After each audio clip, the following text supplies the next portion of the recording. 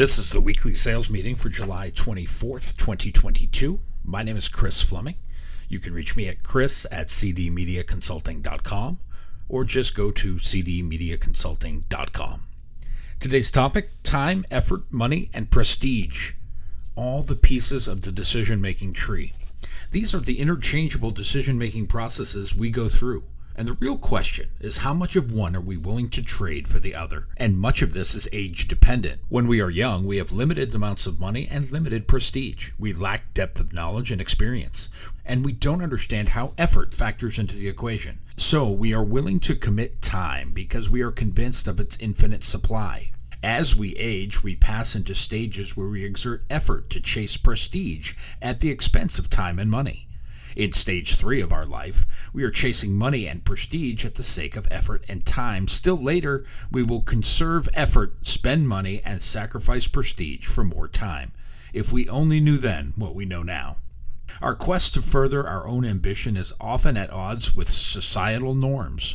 We picture a vision of what success looks like, but are never shown the pathway to reach it. It is because the pathway is not glamorous. It won't make a Hollywood movie. It is littered with hard work, sacrifice, and trade-offs. There is a much discussed topic, especially in the last 2 years, this idea of work-life balance.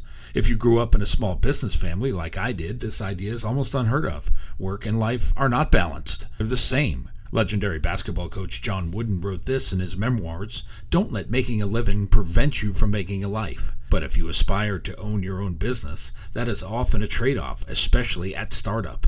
Most businesses fail within the first 18 months. Sometimes it has only to do with bad timing. Effort, money, and prestige won't fix that issue. Many businesses are grossly undercapitalized. The principals underestimated the marketplace, their own ability, or the opportunity.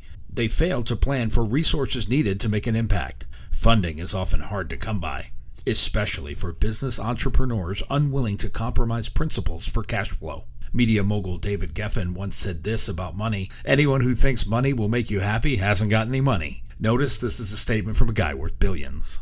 Only people with unlimited resources could be so callous. Only those people could make this statement about something the rest of the world is chasing. Well-funded operations don't have to compromise. Underfunded ones will find they have to make serious decisions. Those decisions are often about effort, prestige, and time when pressed for money. They say youth is wasted on the young. Many of us spend so much time, effort, and money chasing perception, so much so that we waste our most agile years chasing someone else's idea of utopia. This idea that we didn't make something of ourselves until we have achieved this fictitious mile marker.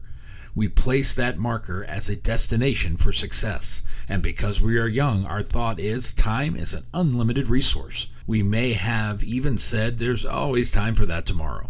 Country song "Till You Can't" is written by Matt Rogers and Ben Stennis. It became a huge hit for Cody Johnson. He sang about running out of time, the most precious of commodities. American psychiatrist and author of 1978's The Road Less Traveled, M. Scott Peck, said, "Until you value yourself, you won't value your time. And until you value your time, you won't do anything with it." We come to value time on the back end of the scale.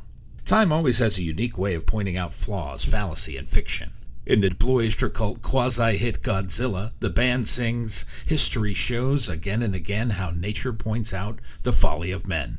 Sometimes staying the course is the best path forward. Many spend time jumping from fad to fad instead of adhering to its own disciplines. And in doing so, they will waste time, effort, and money chasing this fleeting idea of prestige." The artist Andy Warhol claimed everyone is famous for 15 minutes. I'm not sure he was 100% accurate. Social media sells that idea. Not to disappoint, but influencers is not an actual job. Most people don't want to be famous. Most people want to be comfortable and worry-free. Those that want to be famous, they are chasing someone else's idea of prestige. Effort is the one thing we don't talk much about. Sophocles, the ancient Greek tragedian, claimed success is dependent on effort. Thousands of years in the future, Dire Straits' Mark Knopfler told us we could get money for nothing. The two things seem to be at odds. There is a lot of truth and prestige rooted in the idea of doing a good job, putting forth the effort. Many times this doesn't result in generating much money, but it makes us feel better about us. Often it can eat up time, but it does make us feel better about us. The self-satisfaction generated from the idea of doing a good job and doing it well may far outweigh the money and time sacrificed in its pursuit. Baseball player Ben Zobrist is known as the ultimate utility player. He gives all-out effort at any position in the field. He says at the end of the day, you can't control the results. You can only control your effort level and your focus. So it may be that is it. Start with effort. Put forth your best and trade up as you go. Find more advice like this in my new book, Yes, I'm a Salesman. You can be too. You can order yours on Amazon. I also have a new book on leadership. It's called You Can't Lead from the Back of the Room, also available on the same platform. You can find them both at cdmediaconsulting.com.